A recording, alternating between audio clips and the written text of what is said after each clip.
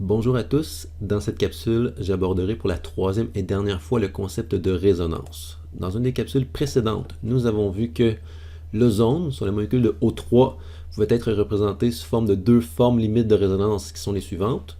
Nous avons également vu que l'ion carbonate CO3 2- peut être représenté par trois formes limites de résonance qui sont les suivantes. Ce qu'il y avait de particulier avec ces molécules-là, c'est que les formes limites de résonance étaient équivalentes. Okay? Qu'est-ce que je veux dire par là? Ben, si je prends l'exemple de l'ozone, donc si je prends la forme limite de gauche ici, l'oxygène central possède une charge positive et la forme limite de droite voit une charge positive sur l'oxygène central. Si je reviens à la forme limite de gauche, ici il y a une charge négative sur l'oxygène de droite, ici dans celle de droite il y a une charge négative sur l'oxygène de gauche. Donc même si la charge négative n'est pas exactement au même endroit, c'est sur un oxygène dans les deux cas, donc les deux formes ont la même énergie, donc elles vont être considérées équivalentes.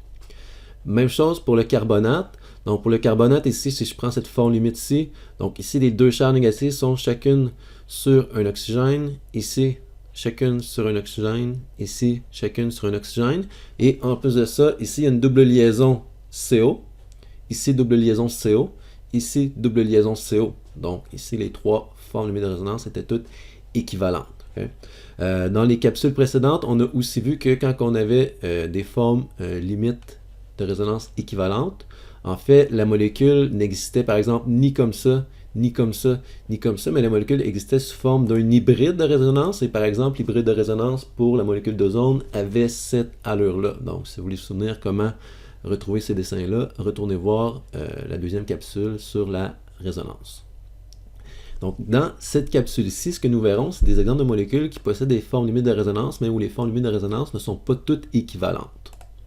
Le premier exemple que nous verrons est l'exemple du COCl2. Donc, première chose à faire, c'est de déterminer la structure de Lewis selon les 5 étapes que j'utilise à chaque fois. Donc, la première étape est la détermination du squelette. Donc, dans le squelette, on va toujours placer l'atome le moins électronégatif au centre. Donc, dans COCl2, l'atome le moins électronégatif est le carbone.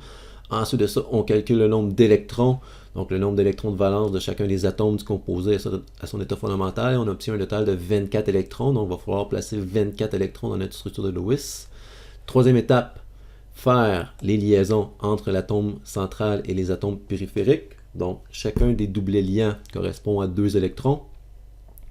Ensuite de ça, quatrième étape, ajouter les électrons en débutant par compléter l'octet des atomes périphériques. Donc si je complète l'octet de tous les atomes périphériques, j'obtiens cette structure-ci. Et à ce moment-ci, j'ai placé 24 électrons dans ma structure, donc je peux pas mettre plus d'électrons. J'arrive donc à l'étape 5, qui est la vérification de l'octet pour l'atome central. Ici, est-ce que l'atome central respecte la règle de l'octet? La réponse, c'est non. Il y a seulement 6 électrons dans sa sphère de valence, donc il va falloir lui donner 2 électrons supplémentaires. Et comment on fait ça? Il y a 3 choses qu'on va pouvoir faire. Soit enlever un doublet ici pour venir faire une double liaison ici. Soit enlever un doublet ici pour venir faire une double liaison ici, ou soit enlever un doublet ici pour venir faire une double liaison ici. Donc, comme il y a 3 choses qu'on peut faire, il va y avoir 3 formes limites de résonance possibles, et on se souvient que chaque forme limite de résonance va être séparée par une flèche à double pointe comme ça. Okay? On se souvient aussi que dès qu'on dessine une structure de Lewis ou une forme limite de résonance, il faut vérifier s'il y a présence de charge formelle. Donc, si vous ne vous souvenez pas comment vérifier la présence de charge formelle, retournez voir la vidéo qui parle de charge formelle. Mais rapidement, là, dans la forme limite de résonance de gauche, il va y avoir une charge formelle positive sur le chlore et négative sur l'oxygène. La structure du milieu ne possède pas de charge formelle, et la forme limite de résonance de droite va posséder une charge négative sur l'oxygène et une charge positive sur l'atome de chlore. Okay? Maintenant, on a des formes limites de résonance qui ne sont pas équivalentes. Pourquoi? Mais parce que premièrement, il y en a qui ont des charges, il y en a qui n'ont pas de charge. Et en plus de ça, bien, ici, on observe une double liaison CCl, alors qu'ici, on observe une double liaison CO. Donc, les formes ne sont pas équivalentes.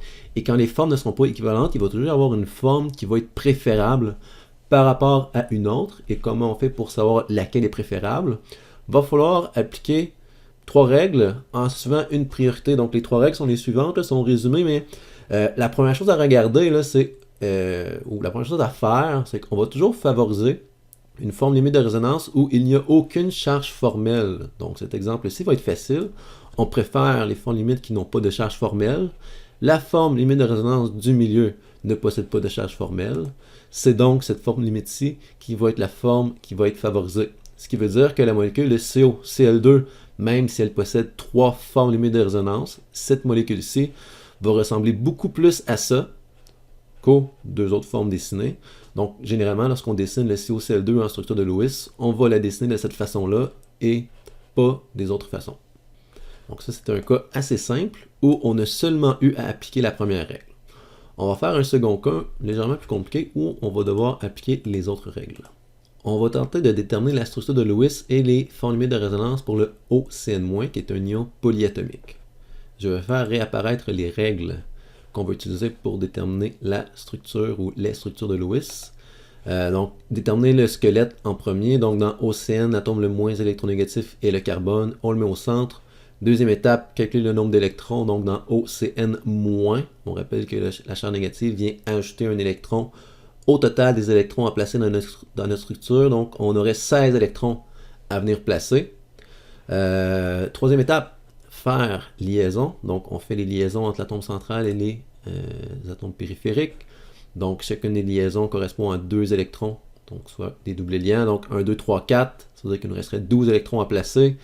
Ajouter les électrons, quatrième étape, en commençant par les atomes périphériques. Donc, j'ai dit qu'il restait 12 électrons à placer. Donc, 1, 2, 3, 4, 5, 6, 7, 8, 9, 10, 11, 12. J'ai placé tous les électrons que j'avais le droit de placer. Rendu là, je suis rendu à la cinquième étape. Vérifier l'octet de l'atome central. Est-ce que mon atome central respecte la règle de l'octet? La réponse est non, parce que dans sa sphère de valence, il ne possède que 4 électrons. Donc, il doit en avoir 8.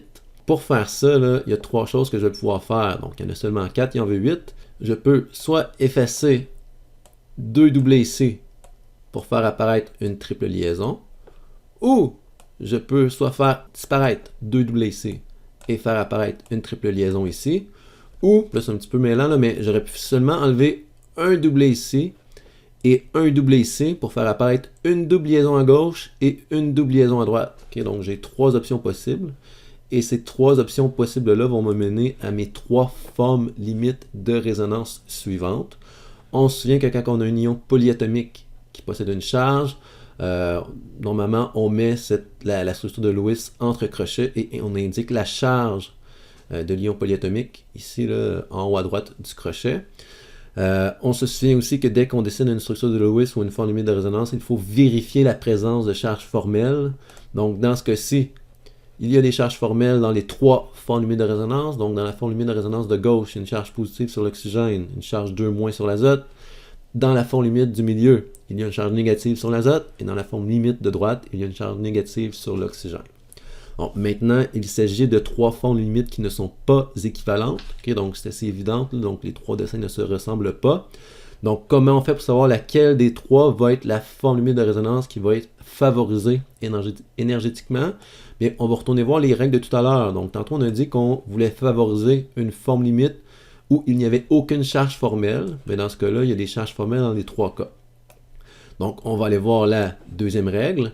On va préférer avoir des charges formelles faibles. Ça veut dire quoi ça? Ça veut dire qu'une charge formelle de +1 ou de -1 est plus faible qu'une charge formelle de +2, -2 ou +3, -3. Donc, dans la forme limite de gauche, on a un +1 et on a un 2-. Okay? Donc ça, c'est quand même plus élevé que le -1 ici et que le -1 ici. Okay? Donc, je mets un crochet en voulant dire que c'est certain que ce ne sera pas cette forme limite de résonance-ci qui va être celle qui va être favorisée. Donc, je la laisse de côté. Par contre, ici, on a une charge de -1. Ici, on a une charge de -1. Donc, on a la même charge totale dans les deux formes limites de résonance. Donc, on va aller voir la troisième règle qui stipule que une charge formelle négative préfère un atome plus électronégatif. Ça veut dire quoi, ça?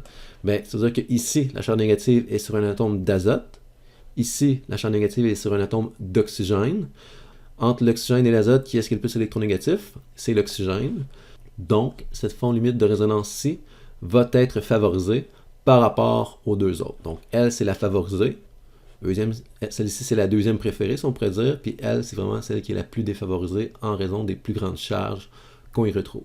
Okay?